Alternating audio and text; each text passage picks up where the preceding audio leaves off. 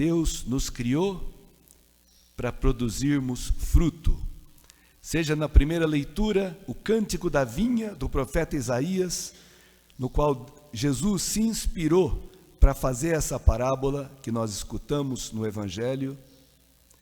Deus que plantou de cepas escolhidas uma videira, cuidou, preparou o terreno, cercou, fez um lagar, esperando uvas boas para fazer o vinho, pôs uma torre de vigia para evitar que animais selvagens invadissem. Ou seja, ele mesmo fala, que mais eu podia ter feito que eu não fiz? O carinho de Deus com a nossa vida, nos deu uma família, nos deu inteligência, nos deu um corpo, nos deu a igreja, nos deu tantas graças. Deus espera frutos da nossa vida, irmãos. Deus não nos criou à toa. E o fruto é o amor, o fruto é a gratidão. O grande engano aqui na parábola do Evangelho desses vinhateiros foi, eles eram arrendatários. A vinha não era deles, a vinha era de um outro. Esse outro é Deus. Deus é o dono da vida. Deus é o autor da vida. Quando os homens não entendem que eles são somente administradores, nós não somos donos absolutos da vida. Somos administradores. A diferença entre o dono e o administrador é muito grande. O dono faz o que ele quer com o que é seu. O administrador não. Ele tem que prestar contas para um outro. O grande engano desses vinhateiros aqui é que quiseram ter a posse da vinha. Não era deles. E quando chega o aqui é uma síntese, esse evangelho, essa parábola é uma síntese maravilhosa de toda a história de Israel. Aqui está toda a história de Israel. Esses empregados que Deus vai mandando para recolher os frutos são os profetas. Uns foram mortos, outros apedrejados. Você sabe que o profeta Isaías, que escreveu a primeira leitura, foi cerrado pelo meio, segundo a tradição judaica. Jeremias teria morrido apedrejado no Egito. Levaram ele na marra, tiraram da terra de Israel, porque os profetas incomodavam, diziam para o povo: vocês não estão produzindo os frutos que Deus espera, vocês estão idolatrando, vocês abandonaram a Yahvé. Por isso foram sempre maltratados. E quando veio o filho, eles disseram: esse é o herdeiro, matemo-lo e fiquemos com a herança para nós. E diz aqui, jogaram-o para fora da vinha e o mataram. Jesus foi crucificado no Monte Calvário, que ficava fora das muralhas de Israel. Porque aquele que era pendurado no lenho era considerado um maldito, e a terra era santa. Imagina, o único justo, o único santo, o único inocente, fora das muralhas, para não amaldiçoar aquela terra santa. Acontece que era o Filho de Deus, era o dono da vinha. E Jesus aqui profetiza a sua morte, mas profetiza também a sua ressurreição, quando ele diz: vocês não ouviram na Escritura? A pedra que os construtores rejeitaram é ele, tornou-se a pedra angular, principal, porque Deus ressuscitou esse que deu fruto. Eu sou a vinha verdadeira, e meu Pai é o agricultor, e vós sois os ramos. Quem permanece em mim e eu nele, dá muito fruto. Porque, irmãos, o fruto não vem de nós, não vem do ramo, vem do tronco. E o tronco é Cristo. Se eu permaneço unido a Cristo, pela oração, pela meditação da palavra, pelos sacramentos, se eu permaneço unido a Cristo, eu recebo essa seiva, esse espírito de amor. Isso aparece na minha vida, na tua vida. A paciência com o outro, a delicadeza com o outro, o não buscar o meu interesse, mas o interesse do outro, a generosidade em repartir o que eu tenho, o que eu sou. Tudo, o fruto aparece, basta permanecer unido a Cristo. O cristianismo não é um moralismo, não é uma coisa de esforço, de voluntarismo. Não é, irmãos, é graça, é um presente.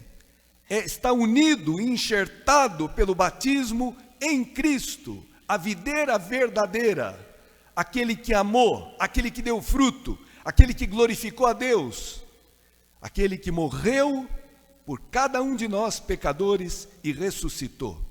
Está vivo, Ele é o Senhor, e Ele vai voltar para julgar os vivos e os mortos. Todo joelho se dobrará, todos, os grandes e os pequenos, prestaremos conta a Cristo. Hoje é dia do nascituro. Sabe o que é isso? Nascituro é aquele que ainda não nasceu. E é a semana da defesa da vida e o dia do nascituro. Em muitos lugares do Brasil, muitas cidades, se farão manifestações pacíficas, ordeiras, como costumam ser as manifestações dos cristãos e muitas outras associações em defesa da vida, para tentar conscientizar nossas autoridades que elas não têm o direito de decretar a morte de um feto, porque é uma pessoa humana, e a vida é sagrada e pertence a Deus. Os santos, hoje em dia está difícil as coisas, a cultura nossa está tão deturpada, porque quando o homem se afasta de Deus, quando o homem rejeita Deus, ele fica desorientado. Tem uma passagem no Gênesis, capítulo 11, fala que os homens deixaram o Oriente e se instalaram na planície de Senaar. Senaar é a Babilônia. Deixaram o Oriente. O Oriente é onde nasce o sol, símbolo de Deus. Quando os homens, quando nós, a sociedade, deixa das costas para Deus, das costas para o Oriente, ela fica desorientada. Daí que vem a palavra, nossa, aquela pessoa está desorientada, perdeu o Oriente, perdeu a Deus.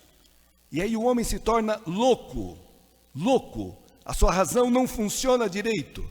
E você tem que provar que o verde é verde, que o branco é branco, porque tem gente que fala que isso aqui é vermelho, e esse branco aí é roxo.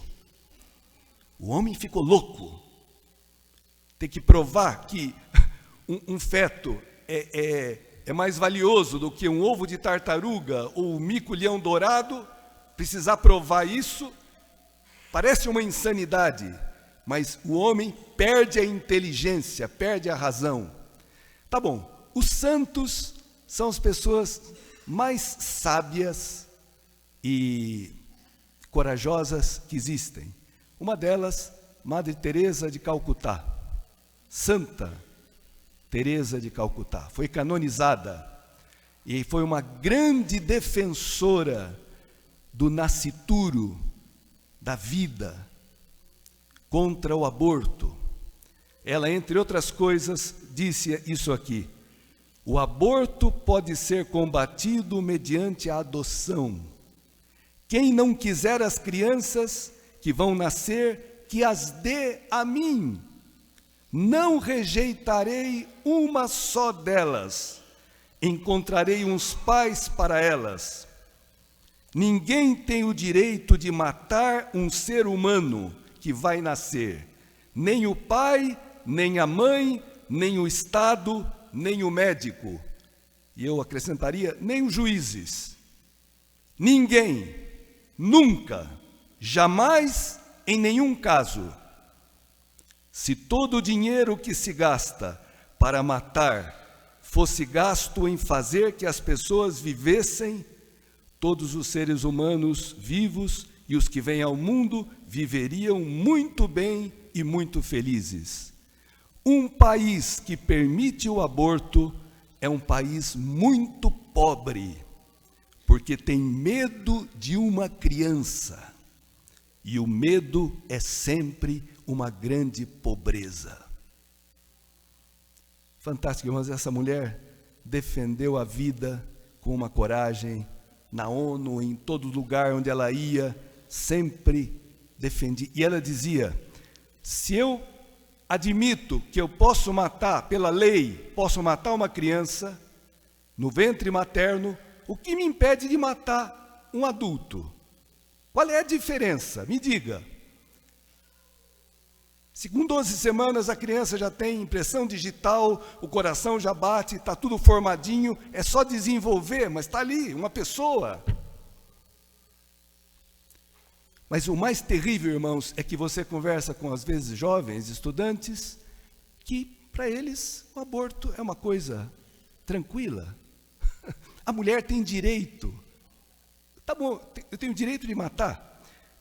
E nisso vem outro santo maravilhoso, que é o São Padre Pio de Pietrelcina.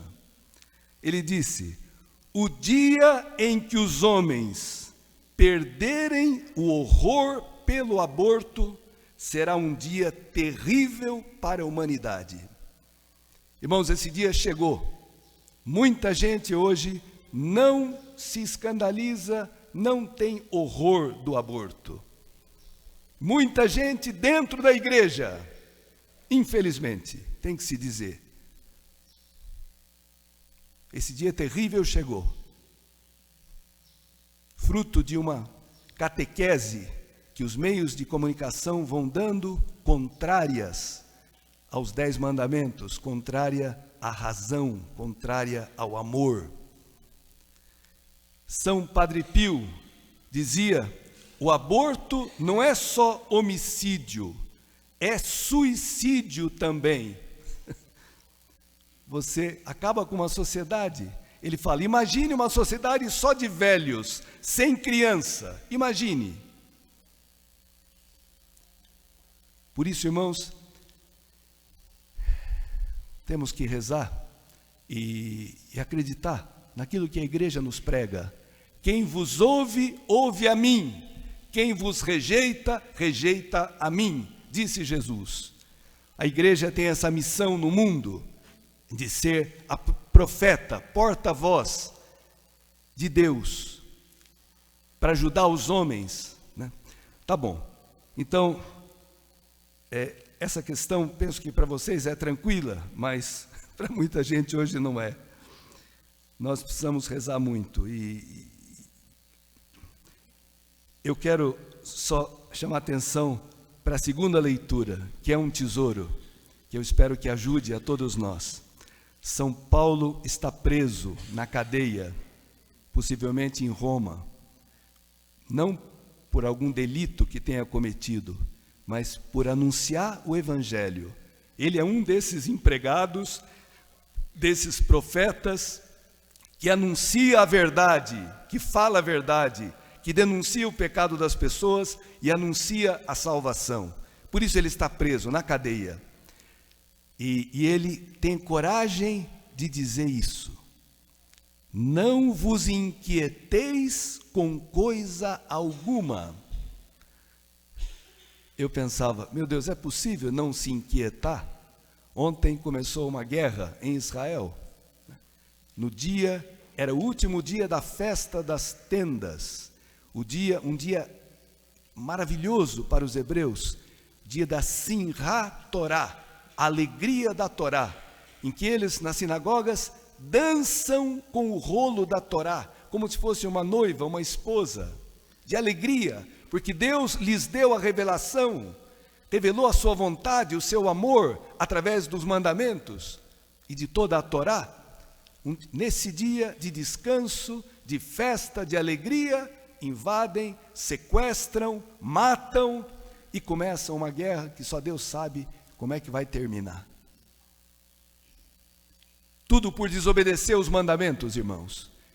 Porque quando a Escritura fala o mandamento, não roubarás, o sentido mais original de não roubar é não roubar pessoas, não sequestrar pessoas. É um crime hediondo. E fazer chantagem com a vida das pessoas. E não matar, porque o homem não é Deus, não pode tirar a vida de ninguém, em circunstância nenhuma. Então, irmãos, toda a bagunça da humanidade vem da desobediência à vontade de Deus. Toda a bagunça. Eu pensava esses dias, eu já falei isso aqui, vocês sabem que a distância do Sol da Terra é perfeita. Se o Sol chegasse um pouquinho mais perto, nós morreríamos todos esturricados, queimados, com mais calor do que estamos tendo esses dias. Se o Sol se distanciasse um pouquinho, nós morreríamos congelados, todos. Quem colocou essa lei na natureza para que o Sol mantivesse essa distância da Terra? Estão andando, né? Os planetas estão andando. A vida existe aqui, hoje você vai poder almoçar, descansar, conviver com a tua família, porque a natureza obedece a Deus, obedece uma lei que Deus colocou nela. O dia que a natureza disser, não obedeço mais, acabou a vida sobre a Terra. O lindo planeta azul vai secar, vai ficar que nem Marte, que nem a Lua, tudo seco, sem vida, sem nada. Então, irmãos, não tem vida na sociedade sem obediência a Deus. Ele é o Senhor. Não existe ordem, não existe comunhão, não existe progresso, não existe vida sensata sem obediência a Deus. Não existe. Tá bom, mas então, no meio dessa bagunça, fora, né? E dentro, nosso país, uma onda de violência, uma onda também de coisas doidas, né? De dirigentes que não pensam e que fazem muita besteira.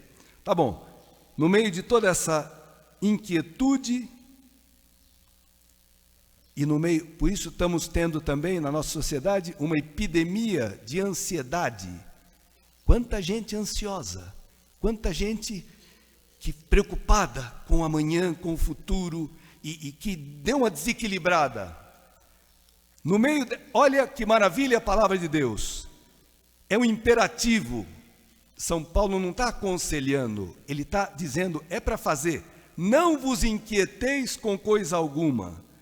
Como é possível? Como é possível? A resposta está aqui. Mas apresentai as vossas necessidades a Deus em orações, súplicas, acompanhadas de ação de graças. Sabe qual é a palavra grega para ação de graças? Eucaristia. A solução, irmãos, para não ser vencido pela ansiedade é rezar, é colocar-se diante de Deus, esse Deus que é invisível, mas é o Criador, e pela fé no batismo é nosso Pai Todo-Poderoso. Apresentai as vossas necessidades, todas, as tuas, do teu filho, do teu neto, do teu vizinho, daquela pessoa que você sabe que está doente, daquele outro que está sofrendo, aquele outro que está de luto. Apresentai vossas necessidades em orações, súplicas e em ação de graças. São Paulo fala a importância de agradecer. lembrar das coisas boas que Deus nos dá, porque nós vivemos num mundo também, irmãos, onde recebemos uma enxurrada, uma catarata de notícias ruins, e corremos o risco de ficar deprimidos, achar que na vida é só desgraça, só coisa ruim, e você perder a alegria de viver, e o ânimo de lutar e de viver. Por isso, em ação de graças, dá graças a Deus. E a paz de Deus, que ultrapassa todo o entendimento, guardará os vossos corações e pensamentos em Cristo Jesus. Aqui está a solução, irmãos. Ter os pensamentos e os corações em Cristo Jesus. A paz de Deus, que é diferente da paz do mundo. A paz para o mundo é não ter problema, não ter sofrimento. Não é essa a paz de Cristo. Teremos sempre problemas. Enquanto estivermos vivos, teremos problemas, desafios, coisas que ameaçam a nossa vida. A paz de Deus, que ultrapassa todo entendimento, toda razão, guardará os vossos pensamentos e corações em Cristo Jesus. Esse termo guardará é um termo militar. É aquele guarda que fica na porta da cidade antiga, vendo quem entra e quem sai, barrando o inimigo e deixando passar quem é da cidade, né? Como nós precisamos, irmãos, ter esse guarda que nos dá discernimento, saber o que pode entrar na minha casa e o que pode sair dela. Tem muita gente deixando entrar o inimigo, muita gente que fica o dia inteiro no WhatsApp, recebendo tudo quanto é notícia, bombardeado, esquece de rezar, esquece de ler a Escritura, esquece de cumprir a sua obrigação, porque está viciado naquilo. E que mal que faz isso. E quantos jovens temos visto hoje que passam o dia fechados no quarto e não conversam mais, não têm amigos, não saem, ficam ali, né? Estamos ficando todos doentes, irmãos. Quem pode nos libertar? A palavra de Deus, a oração, a sabedoria de Deus, né? E tá bom, teria outras coisas para falar aqui, mas eu vou parar por aqui. Vamos então, irmãos, guardar essa palavra nessa semana, procurar, com a ajuda de Deus, colocar em prática isso aqui. Meus problemas, nós temos todos, grandes, pequenos, vamos colocar diante de Deus. Vamos lembrar que nós temos um Pai que nos escuta, que nos criou, que nos conhece, conhece nossos sofrimentos, conhece nossas ansiedades e quer nos ajudar, né? Celebramos essa semana o anjo da guarda. Já pensou que você tem um anjo que te acompanha desde que você foi concebido até o dia da tua morte? Esse anjo te conduz, te acompanha. É um carinho de Deus que te protege, te ajuda.